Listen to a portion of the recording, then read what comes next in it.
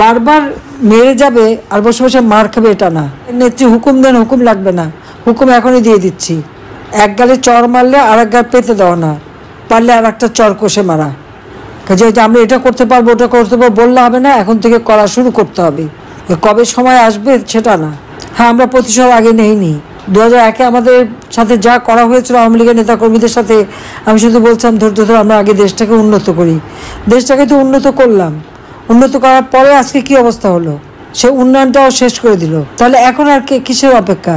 যার যা আছে যে যেভাবে পারবে, যাকে যারা ক্ষতি করেছে তার উপরে যে যেভাবে পারবে তাদের শিক্ষা দিতে হবে যে বারবার মেরে যাবে আর বসে বসে মার খাবে এটা না। এখানে কেউ কারো হুকুমের অপেক্ষা থাকবে না। আর দুঃসময় যারা কাজ করবে, যে যেখানে কাজ করবে, কোন নেতা কি হুকুম দেবে সেটা না। যারা দুঃসময় কাজ করছে তারাই নেতা, যে যেখানে কাজ করবে সেই নেতৃত্ব দিয়েই কাজ করবে। আওয়ামী লীগের নেতার কোনো ক্রাইসিস হয় না, কাজে যারা দুর্দিনে কাজ করে তারাই নেতা হয়, এটা মাথায় রাখতে হবে। এবং সেখানে কে নেত্রী হুকুম দেন, হুকুম লাগবে না, হুকুম এখনই দিয়ে দিচ্ছি। যাদের উপরে আঘাত এসেছে প্রতিঘাত কিভাবে করবেন সেই পথ খুঁজে সেটাই করতে হবে। এখন আর ওই বসে থেকে সহ্য করার সময় না। এক গালে চর মারলে আর এক গাল পেতে দেওয়া না, পারলে আর একটা চর কষে মারা। সেইভাবেই ঘুরে দাঁড়াতে হবে। আমি তো আছি। হ্যাঁ, সেই দিন হয়তো বেঁচে থাকলাম না আমরা দুই বোন, কারণ সেই দিন ওইটাই লক্ষ্য ছিল যে 15 আগস্ট বেঁচে গেছি, আমাদের আর বেঁচে থাকতে দেবে না। কাজেই সেইভাবেই সবাইকে কাজ করবার জন্য আমি নির্দেশ দিচ্ছি। বেঁচে যখন আছি, আল্লাহ বারবার বাঁচিয়ে রাখে, কেন জানি না, কিন্তু বাঁচায় নিশ্চয়। আল্লাহ আমাকে দিয়ে কোনো কাজ করাবেন বলেই আমাকে বাঁচিয়ে রেখেছেন।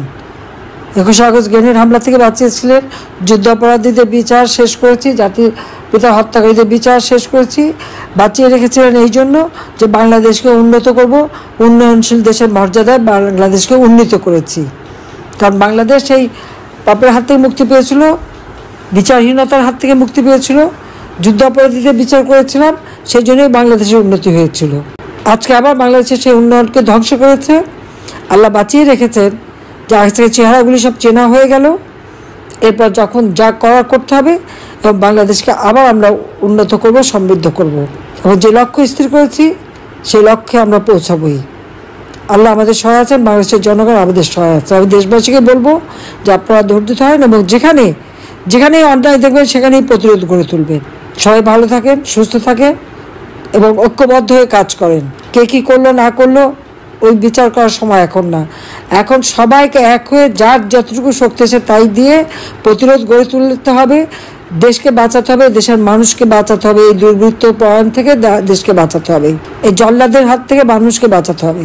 এই মানবাধিকার লঙ্ঘনকারী, জঙ্গি, দুর্নীতিবাজ, খুনি ইউনূসের হাত থেকে বাংলাদেশকে রক্ষা করতে হবে। কাজে আজকে সবাইকে এক হয়ে কাজ করার জন্য আমি নির্দেশ দিচ্ছি। সবাই ভালো থাকেন, সুস্থ থাকেন। জয় বাংলা, জয় বঙ্গবন্ধু, বাংলাদেশ চিরজীবী হোক।